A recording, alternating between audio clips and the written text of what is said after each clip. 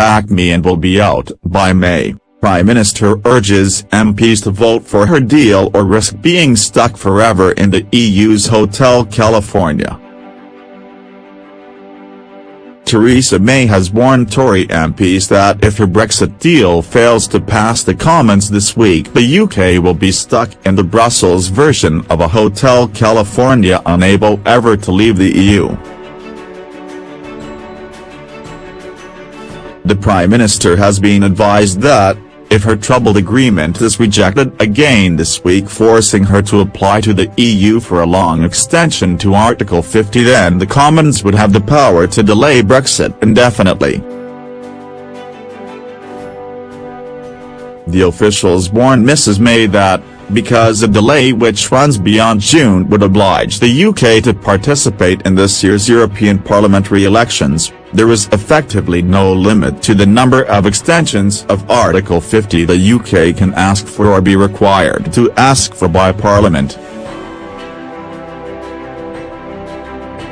Mrs May said last night, "The idea of the British people going to the polls to elect MAPs 3 years after voting to leave the EU hardly bears thinking about. There could be no more potent symbol of Parliament's collective political failure." The government has been locked in critical negotiations with the DUP this week and to persuade them to sign up to Mrs May's deal. Their discussions have focused on Attorney General Geoffrey Cox's clarification of his legal advice on the backstop. Downing Street hopes that, if the DUP backs the deal, most rebel Tory MPs would then also fall into line. With another tumultuous week in prospect at Westminster, the Mail on Sunday today reveals that Note 10 believes the delay to Brexit can be limited to under 2 months if MPs back the deal. Leave supporting MPs, led by former Brexit Secretary David Davis, have signed a public letter urging Tory MPs to vote for the deal. A suicide squad of hardline Brexiteers is plotting to blow up Mrs May's government if she tries to impose a long delay to Brexit. Moves to deselect pro-Remain Tory MPs have reportedly started in more than 50 local associations after last week's Commons voting drama. Allies of Boris Johnson have claimed that Foreign Secretary Jeremy Hunt and Health Secretary Matt Hancock are trying to stitch up a post-May leadership contest by keeping Brexiteers off the ballot paper. Chief Secretary to the Treasury Liz Truss has added to the sense of civil war in the party by condemning virtue-signalling vultures in the cabinet, who she accused of pandering to left-wing whingers. Downing Street is this weekend targeting the 78 Tory MPs it needs to persuade to change their minds by using WhatsApp, a blizzard of promises and threats on social messaging apps. If the party whips do not think Mrs May has the numbers by tomorrow evening, her deal will not be put to a vote. If that happens or it is put to a vote and she loses, the Prime Minister will fly to Brussels on Thursday to ask for an extension of up to 2 years. The EU is expected to attach stringent conditions, such as the UK's continued membership of a customs union, as the price for agreeing the extension.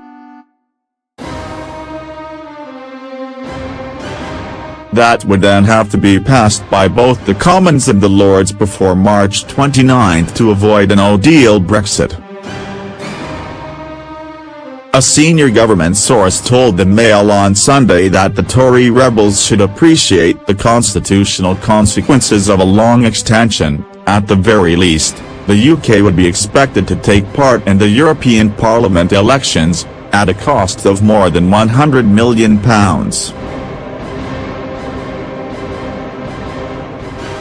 Once the UK has taken part in the EU elections, there is effectively no limit to the number of extensions of Article 50 the UK can ask for or be required to ask for by Parliament.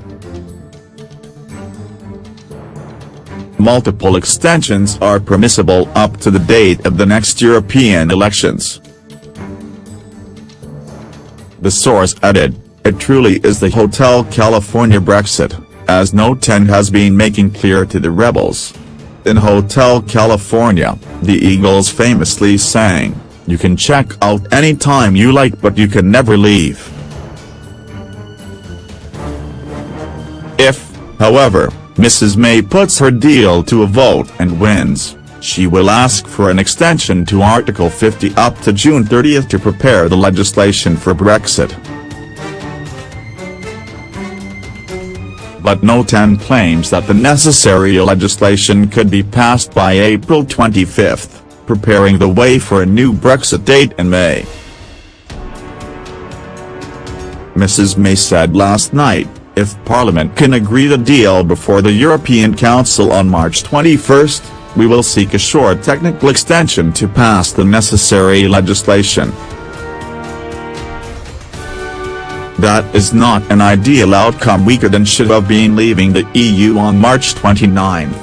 But it is something the British people would accept if it led swiftly to delivering Brexit.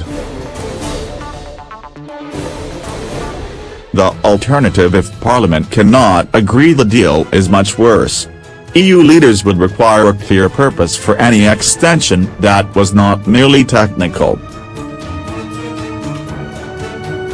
If the proposal were to go back to square one and negotiate a new deal, that would mean a much longer extension, almost certainly requiring the UK to participate in the European Parliament elections in May.